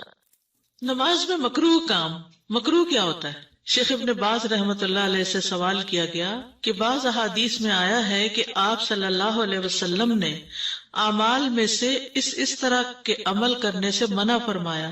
اس منع کرنے کا مطلب اس کام کا حرام ہونا ہے یا اس نہیں سے مراد کراہیت اور ناپسندیدگی ہے؟ یعنی کیا چیز ہے؟ ابن باز نے جواب دیا کہ اصل قاعدہ یہ ہے کہ ممانعت تحریم کے لیے ہوتی ہے. یعنی بنیادی طور پر ممانعت کس کے لیے ہوتی ہے؟ کہ یہ کام حرام ہے، نہیں کرنا. کیونکہ نبی صلی اللہ علیہ وسلم نے فرمایا میں تمہیں جس چیز سے منع کر دوں اس سے بچ جاؤ. اس کو تحریم کے حکم سے نکال کر کراہت پر محمول نہیں کیا جائے گا مگر صرف کسی دلیل کی بنا پر جو اس پر دلالت کرتی ہو. عبادات میں امر و نہی کا قاعدہ. شیخ ابن عثیمین کہتے ہیں کہ اوامر کو یعنی کرنے کا حکم جس کو ہوتا ہے نا امر، دو اقسام میں تقسیم کیا جاتا ہے. Number 1 تعبدی اوامر، number 2 تادیبی اوامر.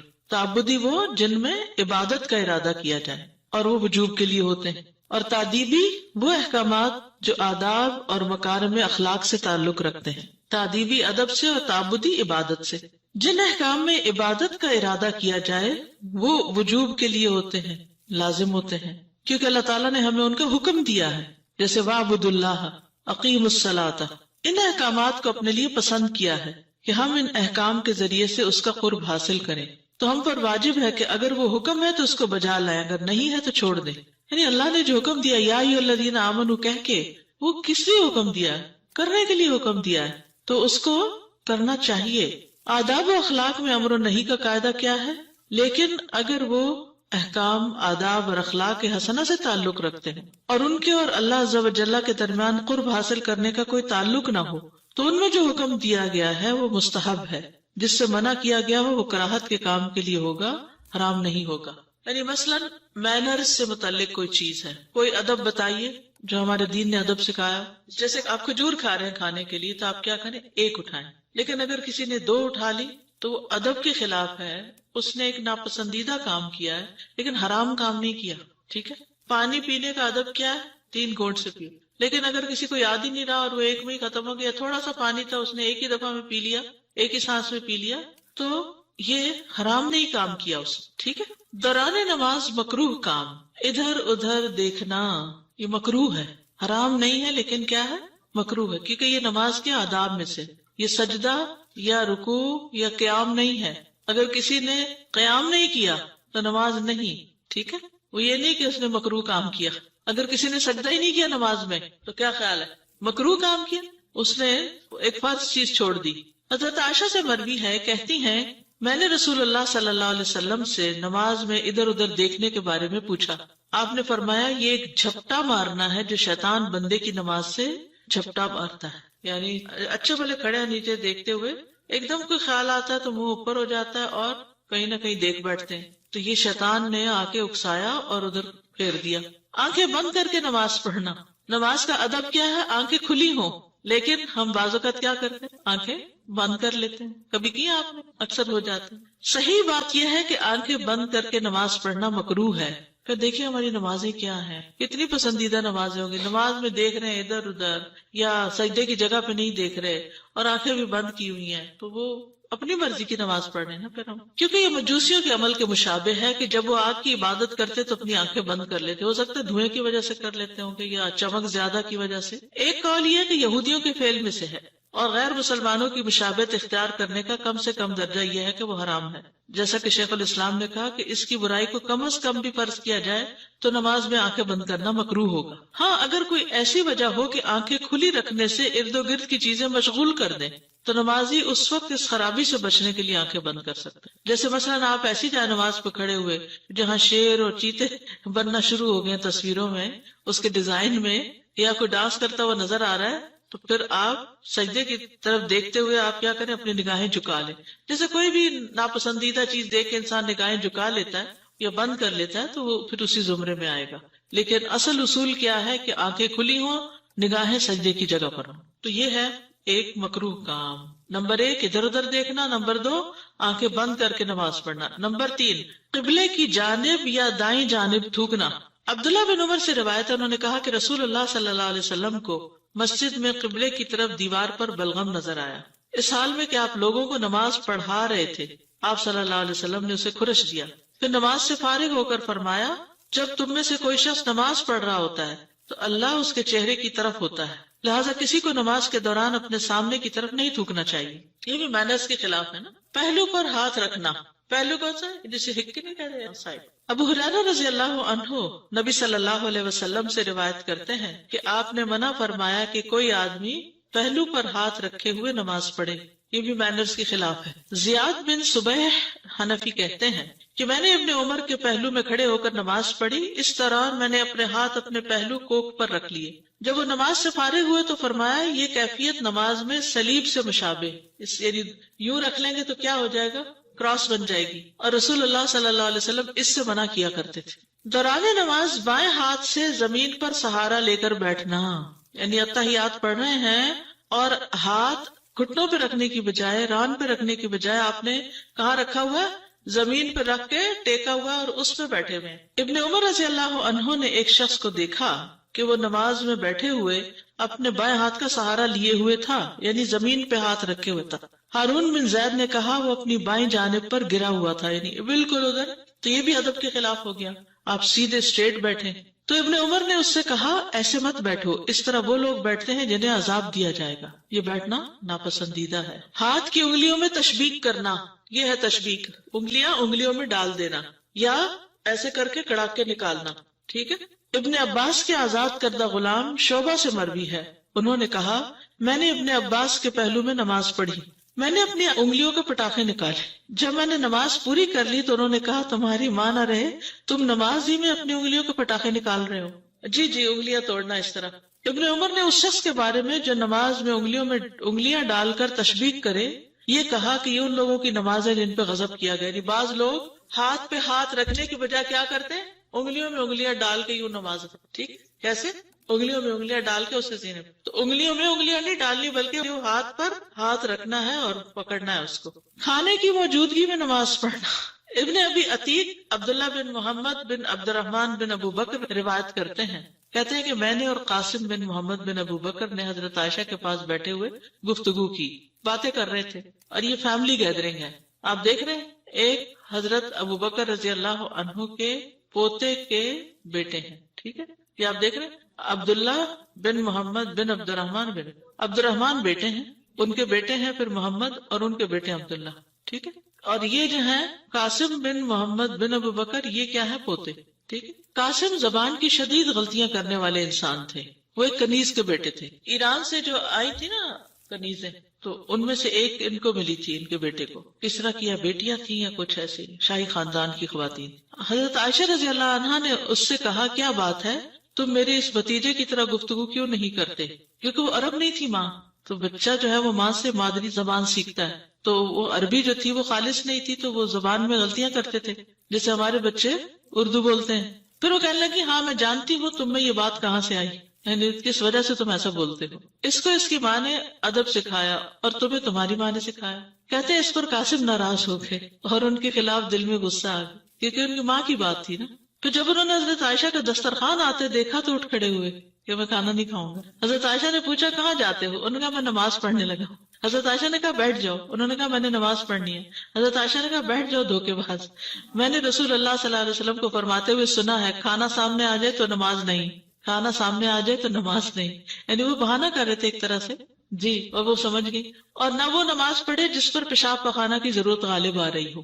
یہ دونوں چیزیں توجہ بانٹنے والی. اس حدیث میں اس بات کا بیان ہے کہ جب ایسا کھانا موجود ہو جسے وہ کھانا چاہتا ہے تو اس وقت نماز پڑھنا مکروہ ہے، کیونکہ اس طرح سے اس کا دل کھانے کی طرف ہی مشغول رہے گا اور نماز میں مکمل خشوع ختم ہو جائے گا. رفع حاجت محسوس ہونے کی حالت میں نماز پڑھنا. سنن نبی داؤد کی روایت ہے، ابو ہریرہ رضی اللہ عنہ نبی صلی اللہ علیہ وسلم سے روایت کرتے ہیں کہ آپ صلی اللہ علیہ وسلم نے فرمایا جو شخص اللہ اور آخرت کے دن پر ایمان رکھتا ہے اس کے لیے حلال نہیں کہ پیشاب پخانا روکے ہوئے نماز پڑھے حتیٰ کہ فارغ ہو جائے، یعنی جائے فارغ ہو کے دوبارہ وضو کر کے آئے اور نماز مکمل کرے. جو شخص اللہ اور آخرت کے دن پر ایمان رکھتا ہے اس کے لیے حلال نہیں، جائز نہیں یہ بات. کپڑوں اور بالوں کو لپیٹ کر نماز پڑھنا. ابن عباس رضی اللہ عنہما سے مروی ہے کہ وہ نبی صلی اللہ علیہ وسلم سے بیان کرتے ہیں کہ آپ نے فرمایا ہمیں حکم دیا گیا کہ ہم 7 ہڈیوں پر سجدہ کریں، نیز اس دوران میں اپنے بالوں اور کپڑوں کو نہ سمیٹیں، یعنی توجہ سے نماز پڑھیں. اس وقت بار بار دوپٹہ ٹھیک کرنا یا اور بالوں کو باندھنا یا پیچھے کرنا، ان کو سمیٹنا یہ درست نہیں. ولا تکف صوبا ولا شعرا کے 2 معنی ہیں. نمبر 1 سجدہ کرتے وقت کپڑے اور بالوں کو اوپر نہ اٹھانا، یعنی جب سجدہ کریں گے اور اگر بال کھلے ہیں، جو لوگ بال باندھتے نہیں، شارٹ ہیئرز ہیں، تو وہ کیا ہوگا، سجدے میں کہاں چلے جائیں گے، نیچے آ جائیں گے. آپ صلی اللہ علیہ وسلم کا یہ فرمان ولا نکف شعرا ولا ثوبا، یعنی نماز میں ہم انہیں اوپر نہ اٹھائیں بلکہ انہیں چھوڑ دیا جائے یہاں تک کہ کپڑوں کو بھی وہ جگہ لگے جو سجدوں کے مقامات کو لگتی ہے، یہ دوپٹہ وغیرہ یہ جو بھی ہے، اسکارف ہے، تو وہ بھی سجدے کی جگہ کو چھو جائے. اس وقت اسکارف کو اس طرح نہیں لپیٹیں کہ وہ بالکل ہی جسم کے ساتھ چمٹ جائے. انسان اپنے بالوں کو نہ سمیٹے، اگر اس کے بال نیچے لٹک رہے ہوں تو سجدہ کرنے کی وجہ سے انہیں جمع نہ کرے بلکہ انہیں اپنے ساتھ سجدہ کرنے دے. اس کا یہ مطلب نہیں کہ اس اسکارف سے باہر نکل کے نظر آنے لگے، تو مطلب یہ کہ اگر جیسے چھوٹے ہیں آگے آتے ہیں تو آگے آ جاتے ہیں، پیچھے جاتے تو پیچھے آ جاتے ہیں، مگر اندر ڈھکے ہوئے ہیں تو ان کو نماز میں باندھ کے نماز پڑھنے کی ضرورت نہیں. کٹے ہوئے بال ہو جن کو، ان کو نماز میں باندھنے کی ضرورت نہیں، ویسے ہی پڑھ لے بس ڈھکے ہوئے ہوں. اسی طرح زمین سے کپڑا نہیں اٹھائے گا یہاں تک کہ وہ سجدہ کرے، بلکہ اس کو چاہیے کہ کپڑوں کو چھوڑ دے. اسی حالت میں نماز ادا کرے اور بالوں اور کپڑوں کو نہ سمیٹے، یعنی ہم ان کو بکھرنے سے ہی نہ سمیٹے نہ اکٹھا کریں گے. اس سے مراد یہ ہے کہ رکوع اور سجدہ کرتے وقت دونوں ہاتھوں سے کپڑے کو اکٹھا کرنا تاکہ وہ زمین پہ نہ لگے، یہ منع ہے. ان کو دورہ نہ کرنا. کیسے دورہ کرنا؟ جیسے بعض لوگ کھڑے ہیں نا تو کھڑے کھڑے ساتھ کپڑا دورہ کرنے لگتے ہیں، موڑنے لگتے ہیں، یہ بھی منع ہے مردوں کو خاص طور پر. جیسے نماز پڑھے گرمی لگ رہی تو وہ کیا کرے مرد، عورتوں کے لیے تو ویسے بازو ننگا کرنا جائز نہیں، تو نماز میں ہی پیچھے فولڈ کرنا شروع کر دیتی، درست نہیں. جب اللجنہ دائمہ سے نماز میں کف یعنی فولڈ کرنے کو کپڑے سمیٹنے کی ممانعت میں شمار کیا جائے، اس بارے میں پوچھا گیا اگر یہ کپڑے سمیٹنے کی ممانعت میں ہے تو کیا اس کا حکم مختلف ہوگا، اور اگر میں نماز کی حالت میں یہ شامل ہوا اور میرے کپڑے نماز میں داخل ہونے سے پہلے ہی سمٹے ہوئے ہوں یعنی میں نے کپڑے کو اوپر اٹھانا نماز کے دوران نہیں کیا بلکہ پہلے کیا تو کیا دونوں حالتیں برابر ہیں؟ انہوں نے جواب دیا کف اس طرح سے سمیٹنا کہ انہیں جمع کیا جائے یا فولڈ کیا جائے جائز نہیں، یعنی فولڈڈ بازوں سے نماز نہ پڑھے، اس وجہ سے کہ سجدہ کرتے وقت زمین میں نہ لگے، یہ نماز کے دوران بھی منع ہے، اور نہ ہی یہ نماز سے پہلے جائز ہے کہ فولڈ کر کے نماز میں شریک ہو، لگنے دیں کپڑے کو نیچے، یعنی فولڈ کر کے پھر نماز شروع کرے کہ نیچے نہ لگ جائے، تو یہ درست نہیں۔ کئی لوگوں کو میں نے دیکھا کہ وہ کوٹ کے اندر سارا وہ اسکارف وغیرہ ڈال لیتے اور صرف سر پہ ہوتا ہے ان کے اسکارف اور کہیں نہیں لگا ہوتا، کیوں؟ کیونکہ وہ بار بار لگ رہا ہے زمین پہ تو وہ لپیٹ، ایسے نہیں ہونا چاہیے، کندھوں تک اسکارف ہونا چاہیے۔ بالوں اور کپڑوں کو دوہرا کرنے کی کراہت۔ زکریا انصاری نے کہا کہ نمازی کے لیے بالوں اور کپڑوں کو سجدے میں جمع کرنا مکروہ ہے، سجدے کے علاوہ بھی بلا وجہ جمع کرنا بھی درست نہیں۔ اسی میں یہ چیز داخل ہے کہ وہ اپنے کپڑے کو پنڈلیوں سے اٹھائے یا اپنے کف دورے کرے، اس نہیں کی حکمت یہ ہے کہ کپڑے اور بال بھی اس کے ساتھ سجدہ کرے، یعنی مردوں کے لیے نا ٹکنے ننگے، اب اگر کسی کا پینٹ ڈھیلا ہے تو وہ نیچے ہو گیا، پھر بار بار وہ اونچا کر رہا ہے، پھر وہ نیچے ہو رہا ہے، پھر اونچا کر رہا ہے، تو اس طرح کے ایکشن جو ہے نماز کے دوران مناسب نہیں، ادب کے خلاف ہے۔ زرکشری نے کہا کہ بالوں کو سمیٹنے کی ممانعت کو مردوں کے ساتھ خاص کرنا چاہیے، جہاں تک عورت کا معاملہ ہے تو اس کو مینڈیاں کھولنے میں مشقت ہے اور یہ حسن کو اختیار کرنے کی حالت کے مخالف ہے، یعنی اگر چٹیاں کی ہوئی ہے یا مینڈیاں تو وہ نہیں کھولنی اس کو، لیکن اگر کھلے بال ہیں تو ٹھیک ہے۔ جوڑے میں نماز پڑھنا۔ عبداللہ بن عباس سے مروی ہے کہ انہوں نے عبداللہ بن حارث کو سر کے پیچھے جوڑا باندھے نماز پڑھتے دیکھا تو وہ ان کو کھولنے کھڑے ہو گئے۔ جب وہ نماز سے فارغ ہوئے تو ابن عباس کی طرف متوجہ ہوئے اور کہا تم نے میرا سر کیوں چھیڑا؟ تو ابن عباس نے فرمایا کیونکہ میں نے رسول اللہ صلی اللہ علیہ وسلم کو فرماتے ہوئے سنا، بالوں کا جوڑا بنا لینا اس کی مثال ایسے ہے جیسے کوئی نماز پڑھے اور اس کے ہاتھ پیچھے بندھے ہوئے ہوں۔ پیچھے کیسے بندھے ہوں گے؟ یعنی یوں کر کے نماز پڑھ رہا ہے، تو ایسے ہی بال بھی پیچھے باندھ کے ان کو جوڑا بنا لینا درست نہیں۔ سعید بن ابی سعید مقبوری اپنے والد سے بیان کرتے ہیں، انہوں نے نبی صلی اللہ علیہ وسلم کے آزاد کردہ غلام ابو رافع کو دیکھا کہ وہ حسن بن علی کے پاس سے گزرے جبکہ وہ نماز پڑھ رہے تھے، اور انہوں نے اپنی گدی میں اپنے بالوں کی چوٹی گھسا رکھی تھی۔ بالوں کی چوٹی جو تھی وہ گدی میں کیسے گھساتے ہیں؟ لپیٹ کے اس کے اندر ڈال دینا۔ بس ابو رافع نے ان کے بال کھول دیے۔ حسن نے غصے سے ان کی طرف دیکھا تو ابو رافع نے کہا اپنی نماز پڑھیے اور ناراض مت ہوئیے، بلا شبہ میں نے رسول اللہ صلی اللہ علیہ وسلم سے سنا ہے کہ جوڑے کا یہ مقام شیطان کی بیٹھک ہے، یعنی بال اونچے کر کے باندھ لے انسان یا یہ کہ جوڑا بنا کے، تو شیطان کے بیٹھنے کی جگہ ہے۔ ویسے بھی بہت متوجہ کرتا ہے نا انسان دوسرے کو، یعنی جس کے بال ایک سر ہو